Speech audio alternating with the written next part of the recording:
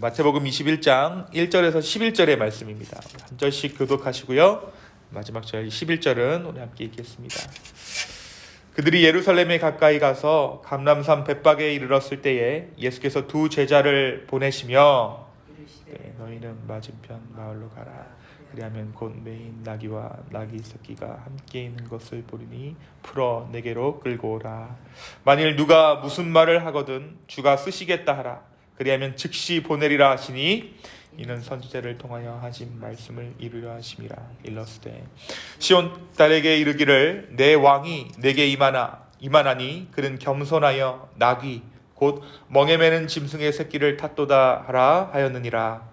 제자들이 가서 예수께서 명하신 대로 하여 나귀와 나귀 새끼를 끌고 와서 자기들의 겉옷을 그 위에 얹음에 예수께서 그 위에 타시니 무리의 대다수는 그들의 겉옷을 길에 펴고 다른 이들은 나뭇가지를 베어 길에 펴고 앞에서 가고 뒤에서 따르는 무리가 소리 높여 이르되 호산나 다윗의 자손이여 찬송하리로다. 주의 이름으로 오시는 이여 가장 높은 곳에서 호산나 하더라. 예수께서 예루살렘에 들어가시니 온 성이 소동하여 이르되 이는 누구냐 하거늘 함께 읽습니다. 우리가 이르되 갈릴리 나사렛에서 나온 선지자 예수라 하니라. 아멘. 오늘 다같이 우리가 마태복음 21장 1절에서 11절의 말씀을 함께 나누고 묵상합니다. 우리가 어제의 말씀 가운데 예수님께서 이제 십자가의 그날이 머지 않았음을 제자들 가운데 함께 나누십니다. 세 번째로 자신의 순환을 예고하신 것이죠.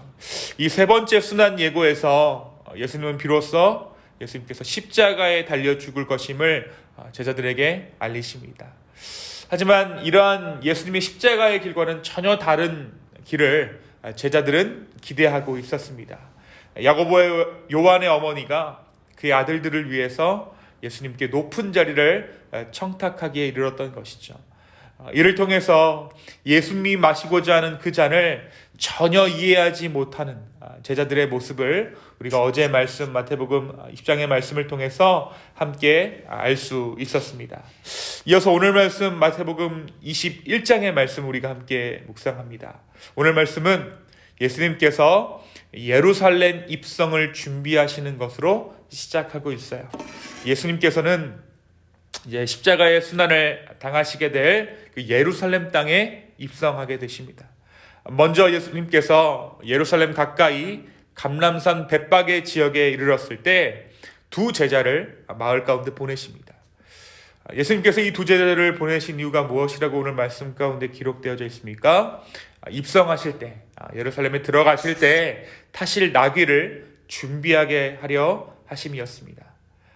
예수님께서는 마을에 묶인 나귀를 두 마리를 발견하게 되면 그 나귀가 예수님을 위해 준비된 나귀이니 끌고 오라고 말씀하십니다.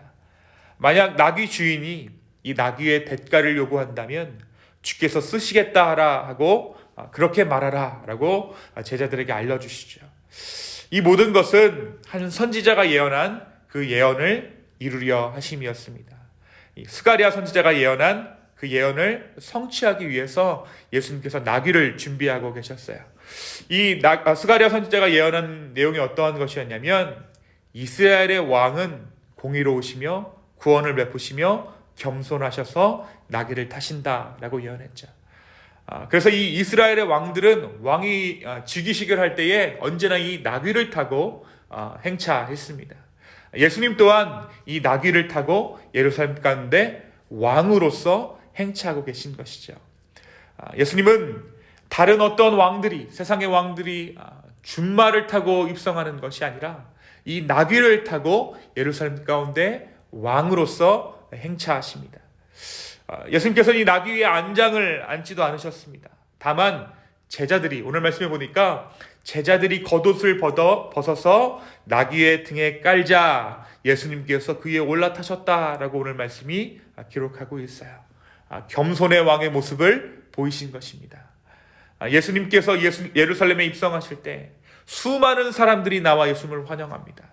호산나 다윗의 자손이여 찬송하리로다. 주의 이름으로 오시는 이여 외치며 자신의 겉옷을 깔아 예수님께서 오시는 그 길을 예비했습니다. 그런데 당시에는요, 예루살렘에 행차하는 또 다른 행차가 있었습니다. 그것은 이스라엘을 다스리고 있던 로마 황제의 행차였어요. 로마의 총독이 행차할 때 마찬가지로 이 말을 타고 예루살렘에 입성하게 됩니다. 그들은 가장 화려한 치장을 하고 그리고 가장 좋은 말을 타고 예루살렘에 입성했어요. 근데 그때 백성들의 반응은 어떠했을까요? 우리나라 이제 사극에서 보면 왕이 행차를 하게 되면 백성들이 어떻게 합니까? 납작 엎드려 있죠. 그것이 보통 왕의 행차의 모습이었어요. 그런데 오늘 예수님께서 나귀를 타고 예루살렘에 입성하실 때 사람들이 어떻게 반응하고 있습니까? 자신의 겉옷을 벗어서 바닥에 깔고 나뭇가지를 깔고 호산나 다윗의 자손이여 찬송하리로다 주의 이름으로 오시는 이여 라고 외치며 이 마을에 잔치가 벌어진 것이죠. 그것은 실로 왕의 행차였습니다. 이 세상의 왕으로 오신 그분의 행렬이 예루살렘 성문에서 진행되었던 것입니다.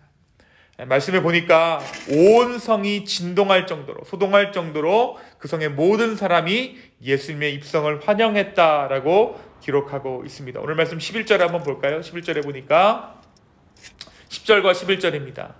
예수님께서 예루살렘에 들어가시니 온 성이 소동하여 이르되 이는 누구냐 하거늘 무리가 이르되 갈릴리 나사렛에서 나온 선지자 예수라 하니라.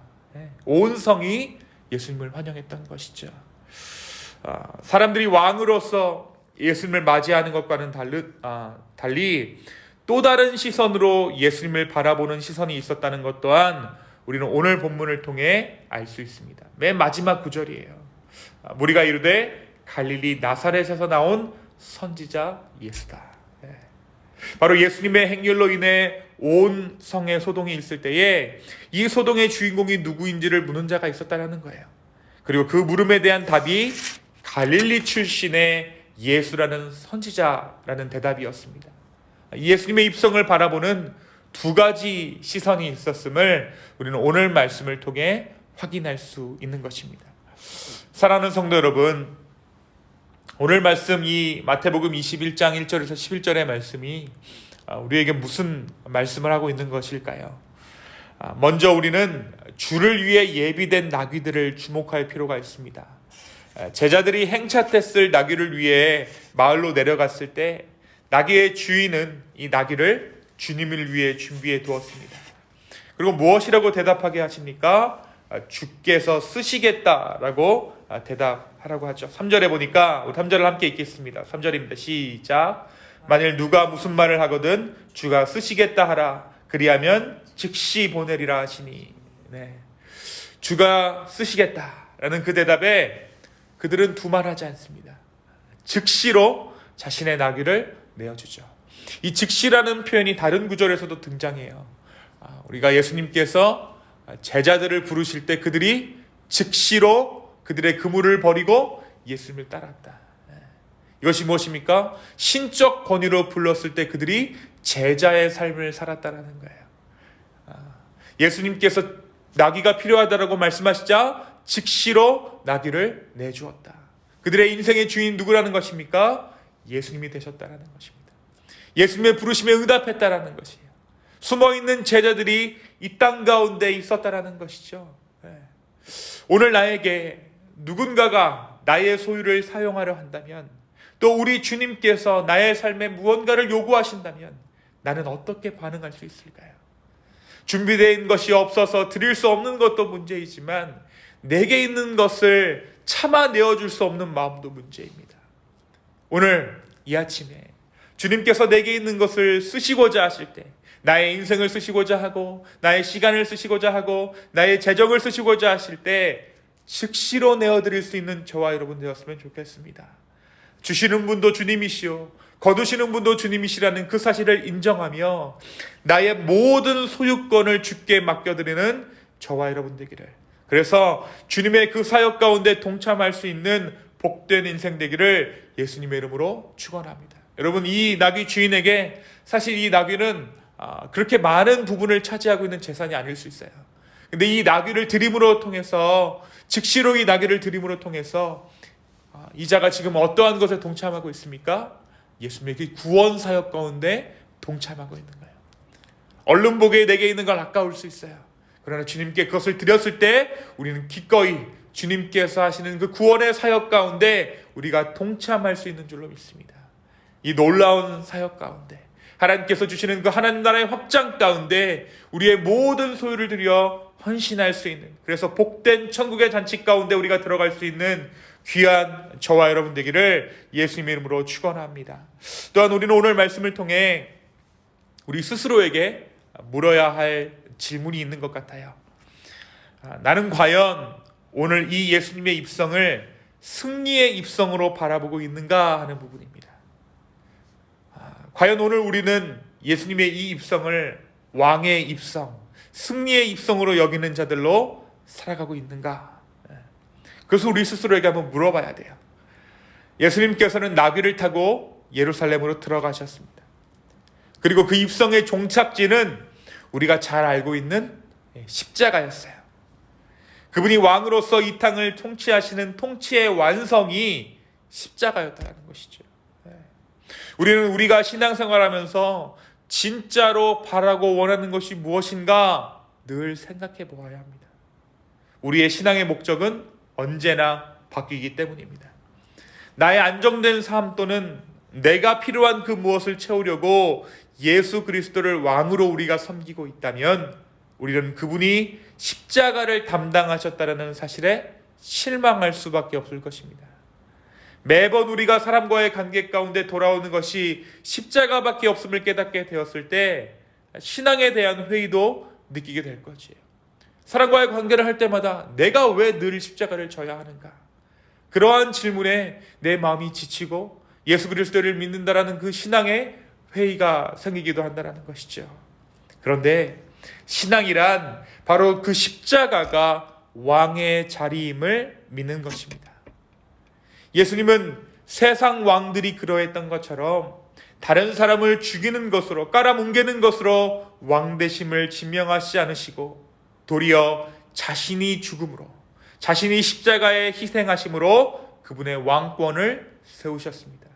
그렇다면 오늘 우리가 왕의 자녀라는 사실이 드러나는 순간은 언제겠습니까? 내가 다른 사람을 말로 깔아뭉갤 때가 아닙니다.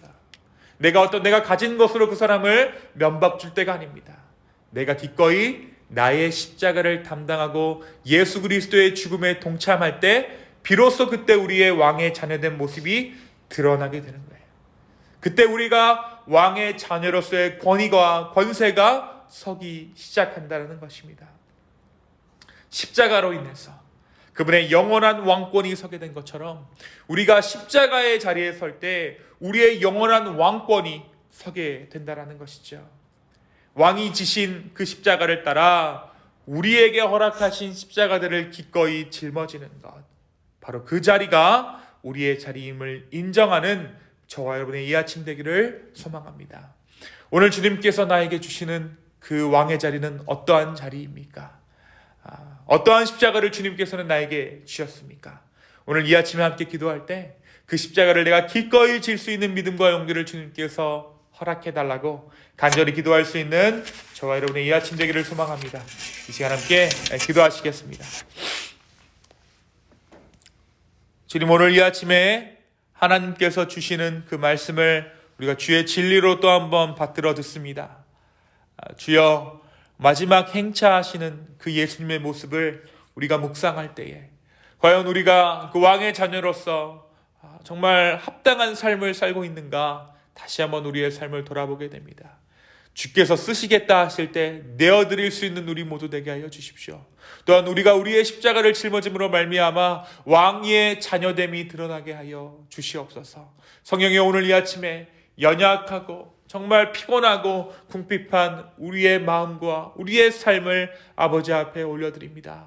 주여, 우리를 긍휼히 여겨 주시옵소서. 감사합니다. 이 모든 말씀 살아서 역사하시는 예수님의 이름으로 기도하였습니다. 아멘.